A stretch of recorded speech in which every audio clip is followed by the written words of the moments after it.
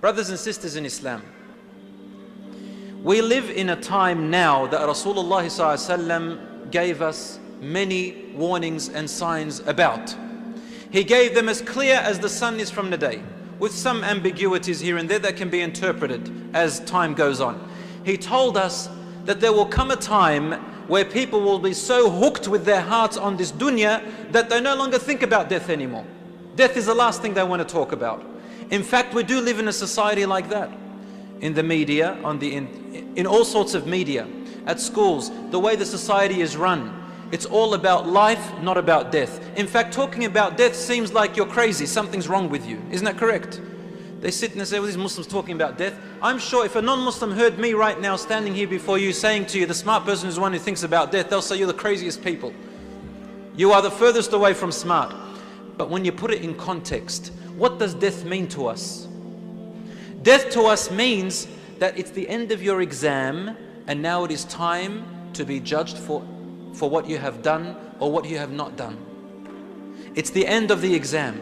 And I'm sure, I'm an educator, when we go to school, the best principal and the best teachers are the ones who constantly remind the student about the exam time. And then they tell them, be careful, the exam's not the end, it's what you get afterwards. They talk about their future, they talk about after year 12, after university, they talk about career, they bring in career advisors. They bring all these people who are talking about 20 years ahead. Isn't that correct? It's about the end of your schooling, the end of your exam time, and then the pay time. What will you receive out of your work? Isn't that correct? For a mu'min, this whole entire world is like that schooling time. It's the exam time. Some people sit at the front, some people sit at the back, some people have got the privilege of sitting somewhere on the sides where they can cheat a little bit better, or maybe at the back. You know how students look at it? If you sit at the back, you can cheat. The ones at the front, oh man, God help them, they can't cheat. So people look at your seating, some people privileged than others, isn't that correct? In this world, we also sit in a seating position. Some of us are wealthy and rich, some of us are healthier than others, some people are more poorer, other people have got more challenges than other people, and we assume that the wealthy person is in a better seating position. The poor person is in the seat at the back, isn't that correct? But at the end of the day, we all die. And the rich person and the poor person end up being exactly the same.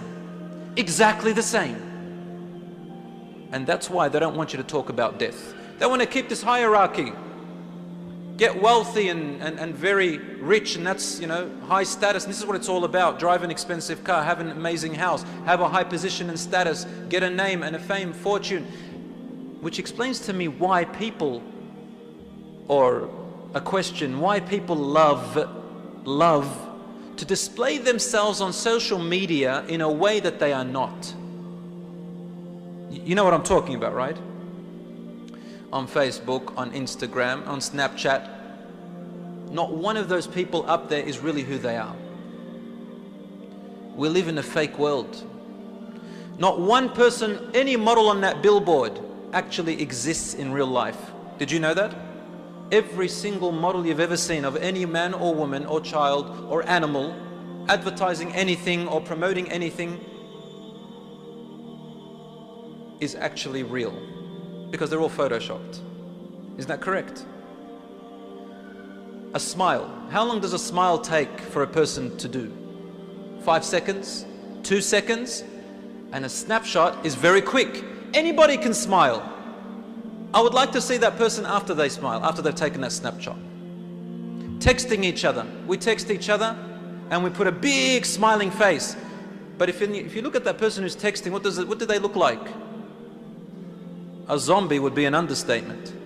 Sitting there all quiet and they're smiling and excited, they're partying, they're getting sad, they're crying just by poking at some screen, but they're just one figure that's really fake. Why am I saying this? I'm saying that Rasulullah ﷺ said the smart and intelligent person is the one who is thinking about the end of this exam. And the one who is not smart is living a fake life. And the world we live in today is about fakeness. Which one will you be part of?